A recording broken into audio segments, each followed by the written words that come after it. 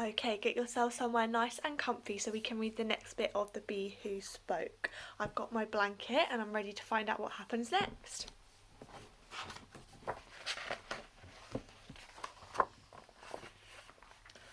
Once upon a time, in the great city of Paris, near Rue Saint-Rustique, in the 18th arrondissement, there lived a girl named Belle. Belle loved the city and the city loved her.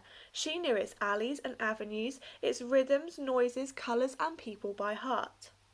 She knew that Monsieur Talgard opened his bakery every morning at 7. Madame Babineau watered her sunflowers at 8, and the bells of the Sacré-Cœur marked 9 o'clock, a full minute after all the other city bells. But as much as Belle loved the city and the city loved her, there was a small piece of her heart in another place altogether. Every year around this time, as the days grew longer, the weather warmer, and ice-cold lemonade became a priority, Belle and her parents would make a very special journey. Belle's trip required careful preparation. For days beforehand she packed and repacked her bag with her most treasured possessions.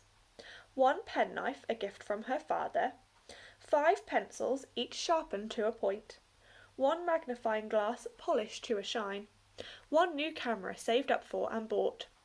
She added a croissant for emergencies, and last but not least, a brand new journal.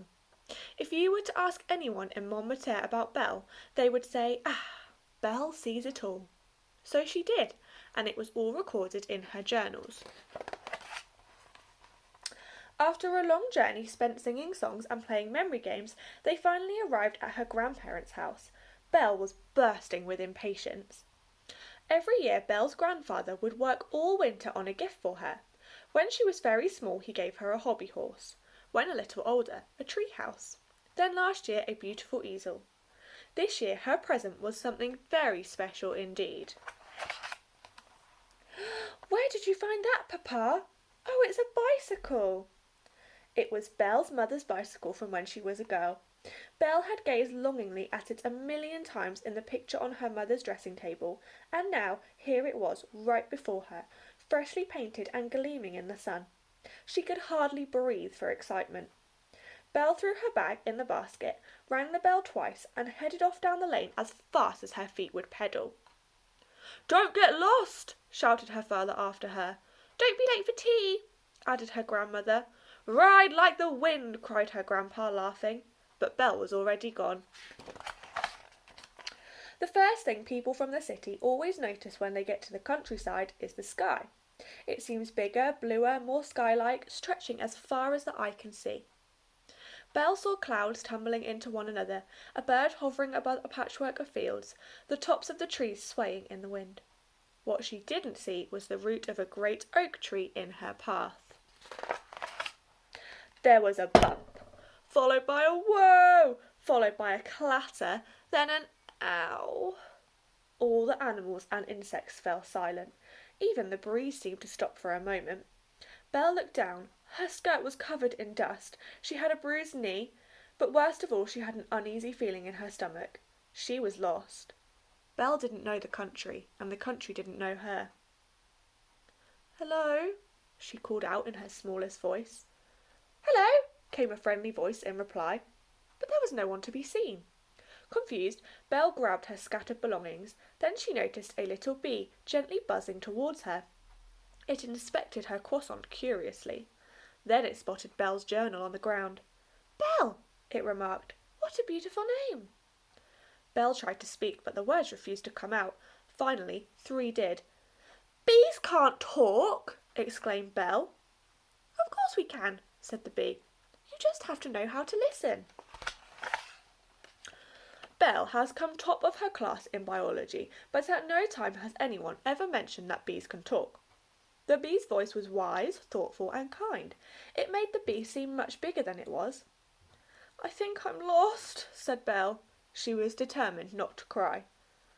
"Why, there's a map all around you," said the bee reassuringly. But Belle could only see trees. The bee buzzed a little closer and folded its arms, a bit like her biology teacher when she was about to explain something new. "Do you like adventures?" it asked. "I live for them," replied Belle, brightening. "Then I'd like to take you on a little journey," said the bee. The bee led Belle to a clearing full of flowers. "Belle, meet Arnica, Arnica, meet Belle," said the bee. She peered closer. The flower looked familiar. Suddenly she remembered Madame Babineau's window box. "It looks like a tiny sunflower," said Belle. "They're cousins," said the bee, smiling. The bee showed Belle how to take the petals, press them between her hands, and then rub the oil on her knee. At once the ache began to fade. Belle's eyes widened in astonishment. "That's nature," finished the bee. "Come, I have some more friends I'd like you to meet." The bee knew everyone, and everyone knew the bee. "What a busy place," said Belle, as they stopped to let an army of ants pass through the forest floor. "In nature, we all have a job to do," said the bee. "What's yours?" asked Belle, as they arrived at a particularly tall tree.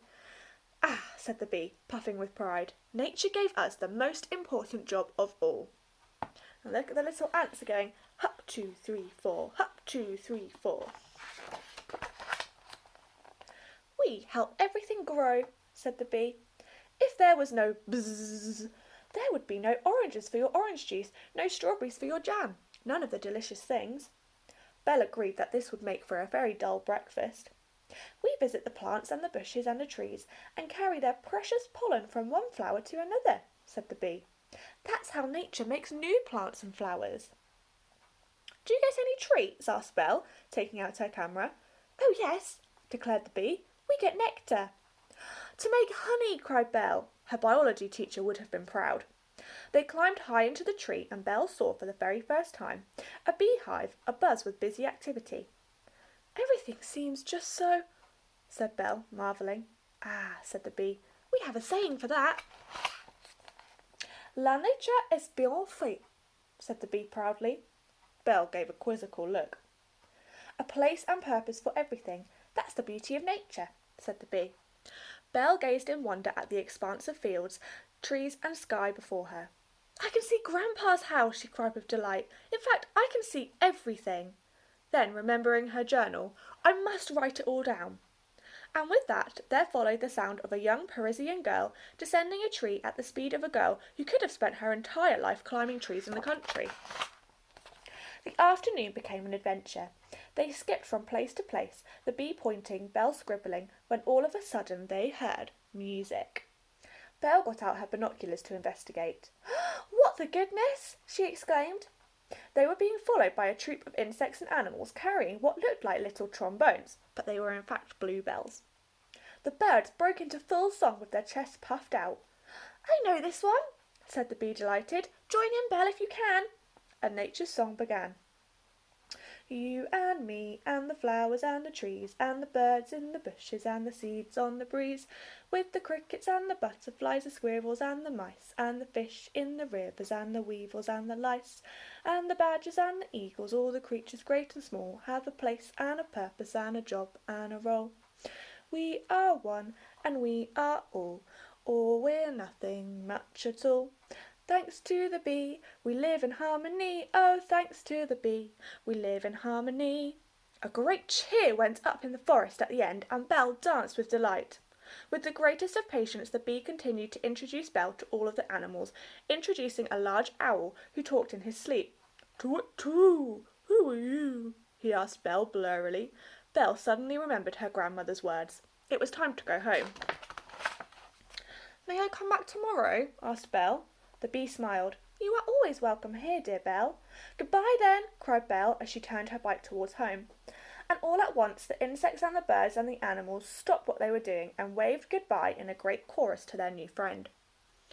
The summer was the best of Belle's life. Every day at sunrise she would check her tyres, sharpen her pencils, polish her magnifying glass, and head off into the countryside, a new chapter in her journal just waiting to be written. But before she knew it, the days started to get shorter and the morning air cooler. It was time to go home. Belle found herself back in the city. Its alleys and avenues, rhythms, noises and colours greeted her like old friends. Belle now knew the country, and the country knew her. But the city wasn't jealous. For every tree in its gardens, every bird in its fountains and parks, and every flower in every window box was part of a grand scheme. Belle understood that this scheme is simply life itself, and that we people are but a part of it. "That's nature," she thought, dreamily. and somewhere, very far away, a little bee smiled and went back to its noble work.